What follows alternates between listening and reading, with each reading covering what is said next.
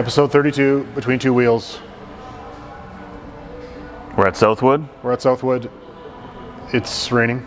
As per usual, yep. But luckily for you viewers, that means we got time to discuss the Optic versus the Fluid. Yeah, we're in front of our Norco zone here. Big Al's Norco wall. Yeah. Can't be beat.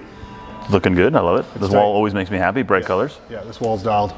When you talked to me about this topic this week, I thought, cool, right? It's like a very bread and buttery travel mountain bike that we sell lots of, and it's like we have two raging deals from Norco that if you look at them on paper, they're a little bit confusing.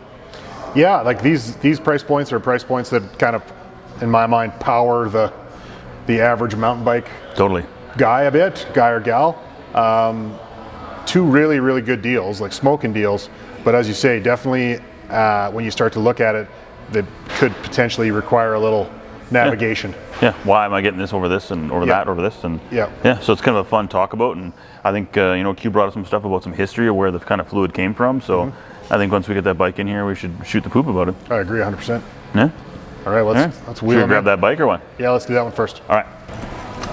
All right. Here's the fluid. Fluid FS A1. So really, in my mind, your quintessential aluminum, versatile, do everything devil bike. Totally. This is anywhere you want to ride in Alberta, anywhere you want to ride in BC. If you just want to pedal your bike, you're not planning on jumping everything in sight, it's magic. It's great. Yeah, I think this bike really kind of encapsulates what a modern, very nice. like that one? Yeah. A modern, for me this is what a modern trail bike for an all-purpose mountain biker almost should be. Yeah. Like kind of good travel, 140, 130, just does everything with reasonable level of skill. Doesn't take you too far to one end of the, it's not a cross-country bike. Totally. But it's not like an enduro bike or an all-mountain sled where you might be overbiked. And we've talked about it, like being overbiked is cool, but this bike is one of those bikes that kind of makes you go, oh, right. Like snappy, fun. Snappy and fun and just gets it done. Classic horsed bike, suspension works great, then a great job on the angles.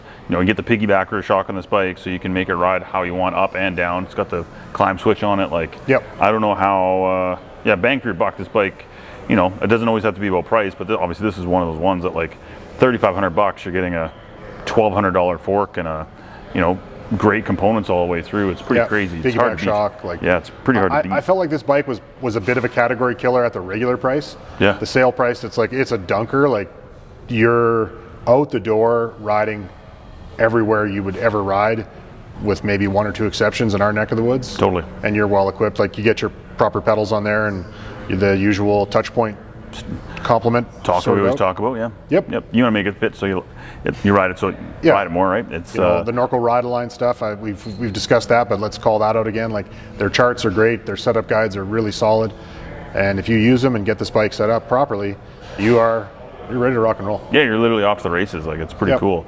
This bike kind of was born out of probably the popularity of the original Optic.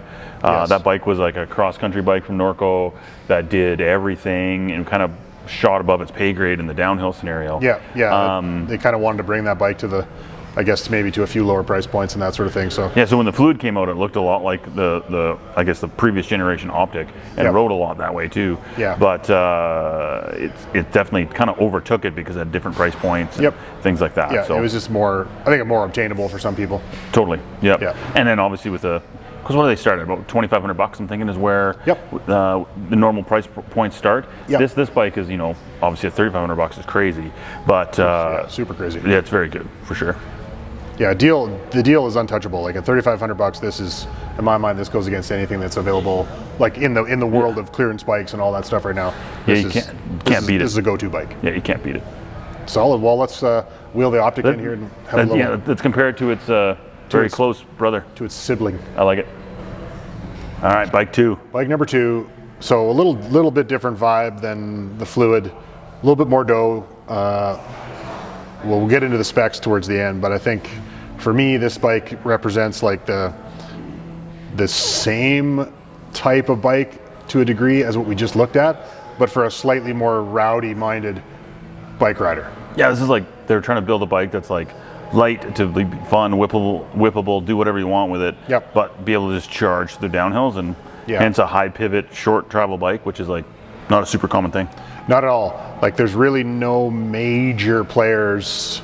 There's a few smaller outfits doing the similar type of thing, but I think they kind of took a bit of a different approach with this bike, and it's definitely like having logged hours on one. I understand why they did it. Totally. Like, I don't know which one I would choose if I was making an analog bike choice. Yeah.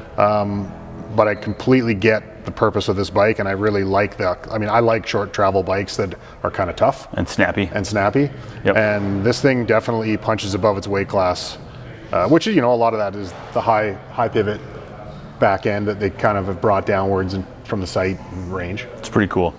The angles and the just lines on this bike to me are awesome. Just like the Fluid is too, but this one just looks so racy, especially this A1 deal that we got going right now with the paint color and the fork and oh man, mamma mia, this thing's crazy. Yeah, like this truly, if you are able to stretch your budget a touch from that 35 price point, and you want to maybe bias your riding at least half the time to some slightly more aggressive, you know, business. Yeah. This bike is literally, you're like a staggeringly good deal. Like I can't believe it. Untouchable, yeah. Like obviously factory fork, factory rear shock. Yep. Transmission, so full electric. Yep. Comes with a one-up tool in the head tube too. It's got our staff favorite stuff in it. Like it's pretty crazy. Yeah, the one-up cockpit, one-up dropper. Code brakes. Already got ergon grips on it, which is a big one for us. Totally. Good skins, DT Swiss hubs. Yeah, 350s, like real 350s. Hubs. Yep. I really like that the rims are eye-leaded. Yep. Like the old school bike mechanic in me is like, that's a lifespan choice right there. Like those will get spooled back up to tension more than not. And this is like literally, obviously it's actually even a little shorter travel than the Fluid is, but you know, you could easily go spend a day on a ski hill on this thing. And if you're a little bit handy with your bikes, it's like, it just rides bigger than it is. And, but you can, or you could go out and do an endurance race on it. Mm-hmm. Like it definitely feels an interesting place in the. Fills a slot, yeah. Well, we've talked about this a bit. I've had customers ask me like, why did they do this when the previous Optic was so well liked? Totally, yeah. And I think, you know, that they really truly wanted to take the stuff that was going off for the old Optic and just continue to kind of magnify that. And they've done so in this bike. Like that original Optic was a sneaky kind of fun downhill bike, Crushmaster bike. And I think that very much the same could be said of this. Like this is kind of that swear word of like down country type bike. Like you want to go do a massive ride, but you still want to go really fast down, but you don't want to pay the weight penalty. Like this is pretty hard to beat. Yeah, and if you decide to go and do like an old school classic, elbow loop. Totally. Check out the scenery, and you know you can enjoy yourself on this bike. Like you're not showing up with a ridiculous monster truck. Well, you could literally go do, like in the spring, go do a salty dog race, come back here, do a jumping pound Cox, and then head to Fernie and downhill with your kid. Totally. And this bike will do all three of those things without hesitating. This bike's name is Dave, and it likes to party. It does like to party. Yeah. Anybody that comments appropriately regarding this will be rewarded with a hat. Oh, I like it. I think they've done a home run with this thing, and this deal, like at $5,000. It's a win. Yeah. I practically want to have one myself. Yep. Even though it doesn't have a motor. But yeah, I think if somebody's really, you know, for me, my summation is, if you're looking to do every type of mountain biking and you want to hedge your bets on the beefy stuff, this is your one. Yep. I think we've maybe beaten this a bit to death over the course of the last year or two, just all the deals that have been going through the industry and stuff, but it feels as though we're kind of getting near the end of some of that. And these two, it was kind of fun to highlight because they're both raging deals for kind of the price points. Like these price points will always exist. There'll always be $5,000 bikes and $3,500 bikes, but a $5,000 bike with a spec will not exist forever.